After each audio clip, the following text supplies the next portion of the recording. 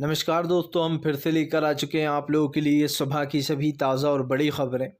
फटाफट अंदाज में एक एक कर बताएंगे आपको आज देश और दुनिया से क्या बड़ी ख़बरें निकल कर सामने आ रही हैं। लेकिन उससे पहले दोस्तों एक नज़र डालेंगे सुर्खियों पर। आपको बताते चले दोस्तों, इजराइल ने हटाया अपने कदम पीछे, ईरान ने दी खुली चेतावनी। ईरान ने कहा कि अमेरिका भी इस आग की लपटों में घिरेगा अगर उसने दिया इजराइल का खुलकर साथ। वहीं पर अगली बड़ी खबर में हम आपको बताएंगे राहुल गांधी का बीजेपी के ऊपर बड़ा हमला। राहुल गांधी बोले हार का डर मोदी सरकार के सिर चढ़कर बोल रहा है, तभी तो ईडी की कार्रवाई की जा रही है, पहले छत्तीसगढ़ में अब राजस्थान में। वहीं पर दोस्तों अगली बड़ी खबर में हम आपको बताएंगे ममता बनर्जी का बीजेपी के ऊपर बड़ा हमला। ममता बनर्जी बोली बीजेपी को लगता है वो हमेशा सत्ता में रहेगी, इसलिए ईडी का दुरुपयोग कर रही है। दरअसल ममता बनर्जी के एक उनको गिरफ्तार कर लिया गया मंत्री को, जिसके बाद ममता बनर्जी आग बबूला हो गई हैं। वहीं पर अगली बड़ी खबर में हम आपको बताएंगे दोस्तों, दरअसल आपको बताते चले इजराइल पड़ा पूरी तरीके से कमज़ोर। आपको बताते चले हमास लगातार इजराइल पर भारी पड़ रहा है। बताएंगे आखिरकार हमास ने क्यों इजराइल की हवा टाइट कर दी है। वहीं पर अगली बड़ी खबर में हम आपको बताएंगे दोस्तों, दरअसल आपको बताते चले भारतीय जनता पार्टी को लगा बड़ा झटका। ओवैसी ने बीजेपी के खिलाफ खोला मोर्चा। ओवैसी बोले प्रधानमंत्री बड़ी बड़ी बातें करते हैं कि मुस्लिम देश उनसे बहुत प्यार करते हैं। 8 सैनिकों को फांसी दी जा रही है कतर में, लेकिन प्रधानमंत्री चुप बैठे हुए हैं। बताएंगे क्यों घिर गई है मोदी सरकार। वहीं पर अगली बड़ी खबर में हम आपको बताएंगे दोस्तों, दरअसल आपको बताते चलें संजय रावत का प्रधानमंत्री नरेंद्र मोदी के ऊपर बड़ा हमला। संजय रावत बोले प्रधानमंत्री अपने उन 10 मंत्रियों को गिरफ्तार क्यों नहीं कराते जिनकी लिस्ट हमने सौंप रखी है कब से ईडी और सीबीआई को। बताएंगे क्यों संजय रावत ने पीएम को लपेट लिया है। वहीं पर अगली बड़ी खबर में हम आपको बताएंगे दोस्तों, दरअसल आपको बताते चलें कांग्रेस ने बीजेपी के ऊपर बोला बड़ा हमला। कांग्रेस बोली ईडी का दुरुपयोग कर बीजेपी सिर्फ विपक्ष को चुनाव लड़ने से रोकना चाहती है। वहीं पर दोस्तों हेमंत विश्वकर्मा घिर गए बुरी तरीके से। दरअसल हेमंत विश्वकर्मा ने कहा था एक अकबर आएगा तो वो 100 और अकबर लेकर आएगा। उन्होंने समुदाय को आपस में भिड़वाने की कोशिश की, आचार संहिता का उल्लंघन। बताएंगे क्या है ये मामला। तो सारी खबरें फटाफट अंदाज में देंगे, एक एक कर देंगे। फिलहाल फिर चलिए बढ़ते हैं सबसे पहली और सबसे बड़ी खबर की ओर। दरअसल दोस्तों आपको बताते चले इजराइल की हवा हुई टाइट, लगातार इजराइल के ऊपर भारी पड़ रहा है जो है हमास। आपको बताते चलें दरअसल इजराइल की हवा टाइट हो गई है। इजराइल के साथ साथ ईरान ने अब अमेरिका को भी खुली चेतावनी दे दी है। दरअसल हुआ कुछ यूँ है कि अमेरिका को ईरान ने खुली चुनौती दे दी है, क्योंकि आपको बता दें अमेरिका जो है वो लगातार खुलेआम जो है समर्थन कर रहा है इजराइल का, और इजराइल दोस्तों नरसंहार कर रहा है वहाँ के फ़िलिस्तीनियों का। अब इसी को लेकर जो है यहाँ पर काफ़ी बवाल खड़ा भी हो गया है, जिसको लेकर उन्होंने सीधे सीधे हमला बोल दिया है। दरअसल आपको बताते चले इजराइल ने साफ कहा कि अगर जो इजराइल है वो अपनी जवाबी कार्रवाई को नहीं रोकता है और बार बार इसका उल्लंघन करता है तो फिर ये आग थमने वाली नहीं है। इजराइल ने कहा कि ईरान ने कहा कि हम हिंसा के ख़िलाफ़ हैं, हम नहीं चाहते कि हिंसा बढ़े और हिंसा फैले। उन्होंने कहा कि फ़िलहाल इजराइल को तत्काल में ये हमले रोक देना चाहिए, हमास अपने आप ही रोक देगा। आपको बता दें ईरान ने चेताते हुए कहा कि हम अमेरिका के राजदूतों को ये खुली चुनौती देना चाहते हैं कि अमेरिका इस गलतफहमी में ना रहे कि ये आग सिर्फ यहीं तक रहेगी। ईरान ने कहा कि हाँ हम मानते हैं कि हिंसा नहीं होना चाहिए और हम इस जंग के ख़िलाफ़ भी हैं, लेकिन अगर इजराइल लगातार ऐसे ही हमले करता रहा तो फिर हम चुप नहीं बैठेंगे। ईरान ने कहा कि अमेरिका को ये नहीं भूलना चाहिए कि वो भी इस आग की लपटों में ज़रूर आएगा। उन्होंने कहा कि अगर अमेरिका को लग रहा है वो इस आग की लपटों में नहीं आएगा तो बहुत बड़ी गलतफहमी में। जाहिर सी बात है दोस्तों, अब कहीं पर जंग हो रही है, उसमें कई लोगों के नाम आ रहा है देशों के सामने, तो उसमें अमेरिका भी नंबर 1 पर आ गया। ऐसे में अमेरिका को खुली चेतावनी भी दे दी गई है। अब देखना ये भी है दोस्तों कि ये पूरा मामला क्या होता है, क्योंकि एक चीज़ तो साफ़ है, अमेरिका भी सच में इस लपटों में आ चुका है। कई बार तो उसके राजदूतों पर हमले हो चुके हैं और अभी तो आगे भी इस मामले पर और चीज़ें होना है। चलिए बढ़ते हैं एक और अगली बिग ब्रेकिंग की तरफ। बता दोस्तों, सड़क से लेकर संसद तक राहुल गांधी की हुंकार। राहुल गांधी बोले बीजेपी डर गई है, ईडी को भेज रही है डराने के लिए। दरअसल राहुल गांधी का कहना है कि चुनाव की हार का डर पीएम नरेंद्र मोदी के सर पर चढ़ गया है। राहुल गांधी ने कहा कि बीजेपी इतनी डर चुकी है कि अब वो जगह जगह ईडी के छाप पे पड़वा रही है और सीबीआई को भेज रही है। राहुल गांधी ने कहा कि ईडी की कार्रवाई सिर्फ उन्हीं लोगों के ऊपर की जाती है जो लोग कहीं ना कहीं चुनाव से जुड़े हुए हैं। दरअसल दोस्तों, बड़े मंत्रियों को और दिग्गज नेताओं के घर पर ईडी की जांचें हो रही हैं। और आप समझिए ये तभी क्यों होता है जब कई मजबूत जगह पर चुनाव आ जाते हैं। ये सबसे बड़ा सवाल भी उठता है। और मैंने इस चीज़ को दोस्तों बार बार उठाया है कि ईडी और सीबीआई की कार्रवाई सिर्फ विपक्ष के ऊपर ही क्यों होती है। बीजेपी के नेता क्या दूध क्यों धुलें।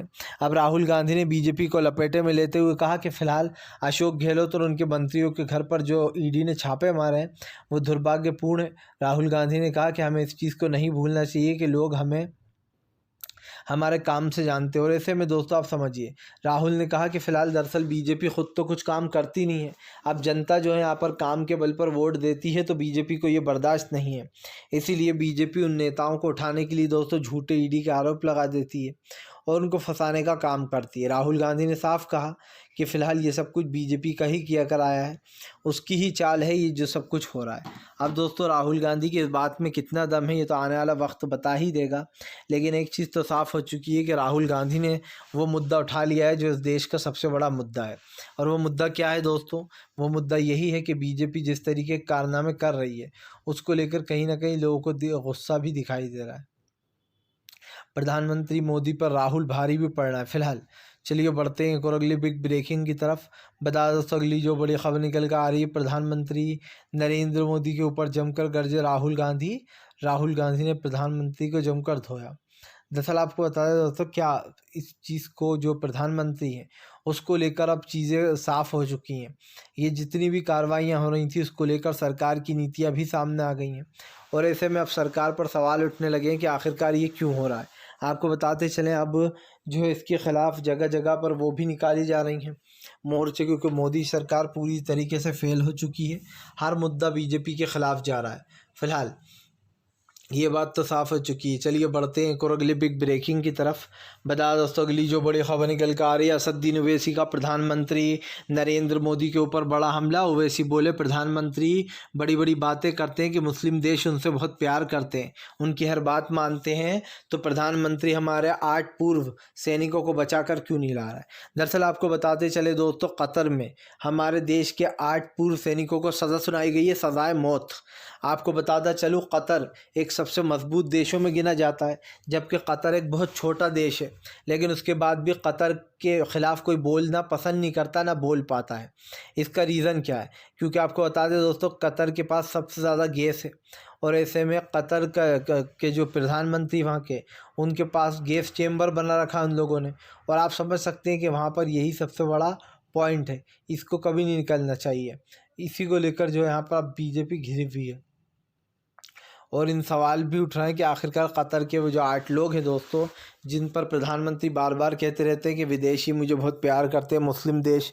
तो अब ओवैसी ने कहा है, ओवैसी ने अपना एक वीडियो भी जारी किया है जब उन्होंने संसद में सवाल को उठाया था और पूछा था कि भैया आप तो लाने की बात कर रहे थे कि हम उन सबको वापस लेके आएंगे, लाया क्यों नहीं जा रहा है। और बहुत अफसोस की बात है दोस्तों कि रविशंकर प्रसाद ये वो दे रहे हैं, विदेश मंत्री तर्क देना है कि हम उन्हें बचाएंगे, लीगल फ़ाइट करेंगे। अब कैसी लीगल फ़ाइट करेंगे आप?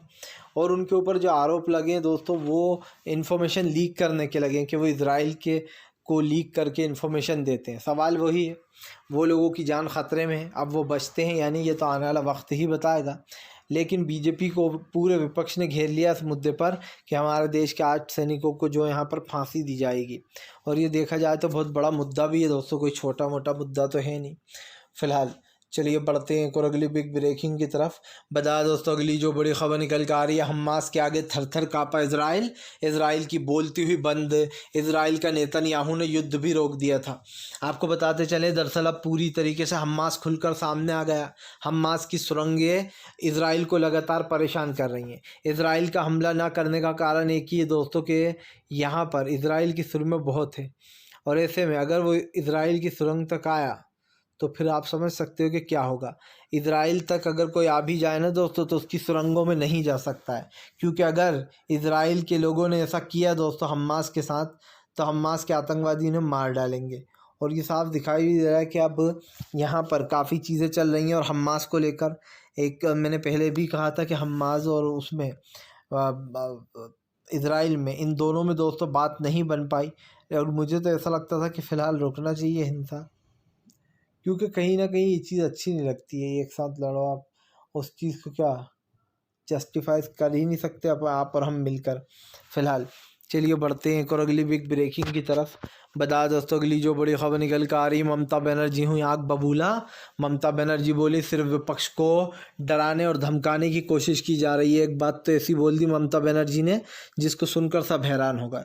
ममता बनर्जी ने कहा कि ईडी सीबीआई सच उगलवाने के लिए जो मेन पार्ट्स होते हैं वहाँ पर टॉर्चर करती है ताकि कोई भी अपना जुर्म कबूल कर ले। आपको बता दें उन्होंने बड़ा गंभीर आरोप लगाया है। उनका कहना है कि जो जेंट्स होते हैं उनके मेन पार्ट्स पे मारा जाता है और जानबूझकर उनसे उगलवाया जाता है सच। आपको बता दें यही नहीं, ममता बनर्जी ने कहा कि बीजेपी को लगता है वो हमेशा सत्ता में रहने वाली है। ममता बनर्जी ने कहा कि इस दुनिया में, इस देश में कोई भी परमानेंट नहीं है। जैसे दुनिया से दोस्तों लोग आए तो जाना भी पड़ेगा, वैसे ही दोस्तों ममता बनर्जी ने सीधा मोदी सरकार को घेरा। उन्होंने कहा कि बीजेपी को लगता है कि देश में बस वही है, उनकी सरकार है, वही चलती रहेगी और कभी कुछ नहीं होगा। ममता बनर्जी ने कहा कि दुनिया देख रही है आज हमारे देश में क्या हो रहा है, लेकिन इसी को लेकर ममता बनर्जी ने साफ कहा कि फ़िलहाल इस मुद्दे पर सरकार को बात करना चाहिए। और सबसे बड़ी बात ये है दोस्तों कि ये मुद्दा वो मुद्दा वाली तो बात ही नहीं है। बात सिर्फ एक है कि जैसे ही चुनाव करीब आते हैं आपकी ईडी की कार्रवाइयाँ तेज़ हो जाती हैं और उन्हीं विपक्ष नेताओं को घेर रहा हो आप, जो लोग कहीं ना कहीं इंडिया गठबंधन का हिस्सा है, या फिर जिस राज्यों में चुनाव होने वाले हैं। अशोक गहलोत के मंत्री को उठा लिया गया, जिसके बाद वहाँ पर भी बवाल खड़ा हो रखा है। अब ऐसे में ममता बनर्जी ने अपने ही नेता की गिरफ्तारी पर जमकर भड़ास भी निकाली और ये भी कहा कि दिल्ली से, केंद्र से इनको उठाकर बाहर फेंक देंगे। ममता बनर्जी ने कहा कि बहुत जल्दी जो है यहाँ पर इंडिया गठबंधन की सरकार आने वाली है, जिसके बाद बीजेपी को ये पता चल ही जाएगा कि जनता किसके साथ है। सीधी सी बात ये है दोस्तों कि इस वक्त आने वाले समय में जो चुनाव होंगे, चाहे वो लोकसभा के हों या विधानसभा के हों, हर चुनाव में बीजेपी का सूपड़ा साफ होने वाला है। चलिए बढ़ते हैं एक और अगली बिग ब्रेकिंग की तरफ। बता दोस्तों अगली जो बड़ी खबर निकल कर आ रही है आपको बताते चले दोस्तों, प्रधानमंत्री नरेंद्र मोदी की बोलती हुई बंद। अब जो है यहाँ पर बीजेपी को एक और बड़ा झटका लग गया है। दरअसल आपको बताते चले मध्य प्रदेश में अब अखिलेश ने मोर्चा खोल दिया और अखिलेश ने ये भी कह दिया है कि वो पीडीए के समेत पूरी 80 सीटें जीतने वाले हैं। अखिलेश यादव ने कहा कि उत्तर प्रदेश में एक भ्रष्ट सरकार चल रही है जिसने सत्ता में आने के बाद न गरीबों की सुनी न आम जनता की सुनी। अखिलेश यादव ने कहा कि ये सरकार गरीब विरोधी सरकार है, दलित विरोधी, पिछड़ा विरोधी, और इनसे कुछ नहीं होने वाला है। इसीलिए अखिलेश यादव ने सरकार को सीधे सीधे घेरते हुए चेतावनी दे दी है कि वो जो है यहाँ पर इस चीज़ पर नज़र रखे हुए हैं। अखिलेश ने कहा कि आने वाले समय में 80 सीटों की सीटें जीतेंगी इंडिया गठबंधन की। ऐसे में जितने भी इंडिया गठबंधन के लोग हैं अब वो सब लोग उसको ढूंढने में लग चुके हैं कि आने वाले जो रीज़न है, जो मेन मुद्दे हैं, उनको कैसे उठाना है, क्या मुद्दे होंगे दोस्तों। और सबसे बड़ी बात ये है कि इस वक्त इन मुद्दों से बीजेपी को कुछ लेना देना नहीं है और वो पूरी तरीके से फेल हो चुकी है। अब देखना ये है दोस्तों कि आने वाले समय में ये जितनी भी चीज़ें हो रही हैं उस चीज़ पर कैसे रोक लगती है, क्योंकि आपको बता दें बीजेपी के ऊपर सवालों के घेरे हैं। अभी हाल ही में ममता बनर्जी ने भी इस चीज़ का खुलासा कर ही दिया था कि कैसे भारतीय जनता पार्टी जो यहाँ पर छापे पड़वा रही है। और इस चीज़ के ऊपर ममता बनर्जी नहीं दोस्तों, आपको याद होगा अभी जो महुआ मोहित्रा, उनके ऊपर भी बीजेपी ने आरोप लगाया है कि महुआ मोहित्रा अडानी का मुद्दा पैसे लेकर उठाती हैं ताकि अडानी का नाम बदनाम किया जा सके और उनके राय बलों को फ़ायदा हो। लेकिन सच्चाई तो यही है ना दोस्तों कि अब आप लोग उनकी भी आवाज़ दबाने में लग गए, जो लोग संसद में बोल रहे हैं अडानी के ख़िलाफ़, ताकि अडानी का नुकसान ना हो। चलिए बढ़ते हैं एक और अगली बिग ब्रेकिंग की तरफ। बता दोस्तों अगली जो बड़ी खबर निकल कर आ रही है आपको बताते चले दोस्तों, हेमंत विश्वकर्मा बुरे फंसे, अकबर वाले बयान पर कारण बताओ नोटिस जारी कर दिया है इलेक्शन कमीशन ने। हालांकि इलेक्शन कमीशन ने प्रियंका गांधी को भी एक नोटिस जारी किया है। तो क्या है ये नोटिस, पहले ये बता देते हैं आपको। दरअसल दोस्तों हेमंत विश्वकर्मा तो खैर एक ऐसा नाम है जो आए दिन विवादित टिप्पणियां करता ही रहता है और जो है उल जलूल बयान भी देता रहता है। अब हेमंत विश्वकर्मा ने जो यहाँ पर एक बयान दिया था, उन्होंने ये बयान कहीं और नहीं दोस्तों, भूपेश बघेल के गढ़ छत्तीसगढ़ में दिया था। तो क्या कहा था उन्होंने, चलिए मैं आपको बता देता हूँ। आपको बता दें, भूपेश बघेल ने जो है यहाँ पर इस चीज़ को बड़ा बना दिया है, और ऐसे में भूपेश बघेल इस पर बात करने वाले हैं। लेकिन पेश आने के बाद दोस्तों जो भी है, ये जो काम रुके पड़े हैं, इसको लेकर सरकार घिर रही है। दरअसल क्या है, हम आपको बताते चलें कि ये जो तमाम चीज़ें हो रही हैं, इसको लेकर जो है सरकार से सवाल पूछे जा रहा है कि ये जो अकबर वाला बयान दिया है हेमंत विश्वकर्मा ने, या क्या आपकी बढ़ावा है। हेमंत विश्वकर्मा ने पूरा बयान देते हुए कहा वहाँ पर जो है भूपेश बघेल के गढ़ छत्तीसगढ़ में, उन्होंने कहा कि फ़िलहाल याद रखना, आप लोग को चेतावनी दी, या फिर यूँ कहते दोस्तों कि लोगों को लड़ाया भड़काने की कोशिश की जा रही थी। हेमंत विश्वकर्मा ने दोस्तों आपको बता देते चलें, एक ट्वीट किया, सॉरी एक इंटरव्यू दिया। उसमें उन्होंने कहा कि एक अकबर अगर एक जगह पर आता है तो वह 100 अकबर को बुलाकर लाते हैं। उन्होंने कहा ये बातें भूलिए मत, इसीलिए जितनी जल्दी हो सके उस अकबर को जो है यहाँ पर आप विदा कीजिए, नहीं तो माँ कौशल्य की ये पवित्र भूमि आपको माफ़ नहीं करेगी। आपको बताते चलें, जिसके ऊपर कांग्रेस ने उन पर यह आरोप लगा दिया कि देखिए ये लोगों को लड़वाने की कोशिश कर रहा है। जाहिर सी बात है दोस्तों, अकबर के क्या आप क्या करना चाहते थे। आप अकबर वाला बयान लेकर जो मुस्लिमों को घेरने आ जाते हो, और इस पर कहीं ना कहीं सरकार घिर भी जाती है, क्योंकि जाहिर सी बात है आप जब ये सब कुछ करोगे तो चीज़ें तो उठेंगी, और जब चीज़ें उठेंगी तो सरकार को उनके जवाब भी देना होंगे। चलिए बढ़ते हैं एक और अगली बिग ब्रेकिंग की तरफ। बता दोस्तों अगली जो बड़ी खबर निकल कर आ रही, प्रियंका गांधी हुई आग बबूला, गाज़ा के समर्थन में जमकर बरसी प्रियंका गांधी, गाज़ा के बच्चों पर छूटा प्रियंका का दिल टूटा। आपको बताते चले, प्रियंका गांधी ने एक ट्वीट किया।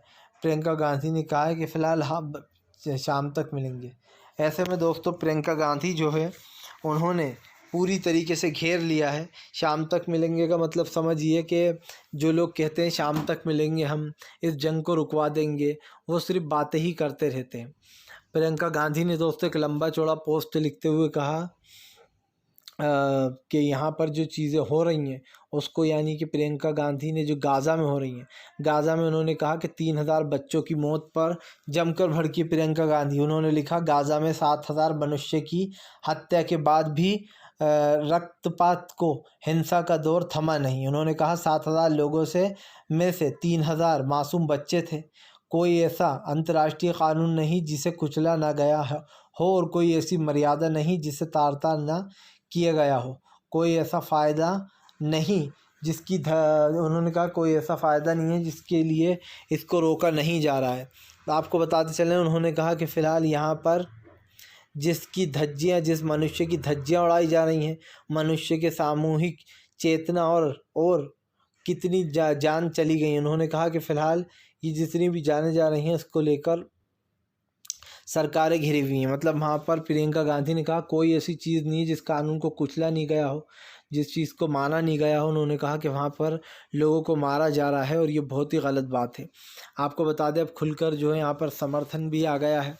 अब ये तो साफ दिखाई दे रहा है कि फ़िलहाल ये जो भी चीज़ें हो रही हैं उसको लेकर सरकार पर सवाल खड़े हो रहा है, और सरकार की भी दोस्तों मंशा क्या ही कोई समझ नहीं पा रहा है। वहाँ की सरकारें इसको रोकना क्यों नहीं चाह रही हैं फ़िलहाल। चलिए बढ़ते हैं एक और अगली बिग ब्रेकिंग की तरफ। बता दोस्तों अगली जो बड़ी खबर निकल कर आ रही है, आपको बताते चले दोस्तों, पूरा राजस्थान में, पूरे छत्तीसगढ़ में कांग्रेस ने खोला मोर्चा। जगह जगह पर दिखाई दिया दोस्तों दिवाली से पहले ही धमाका।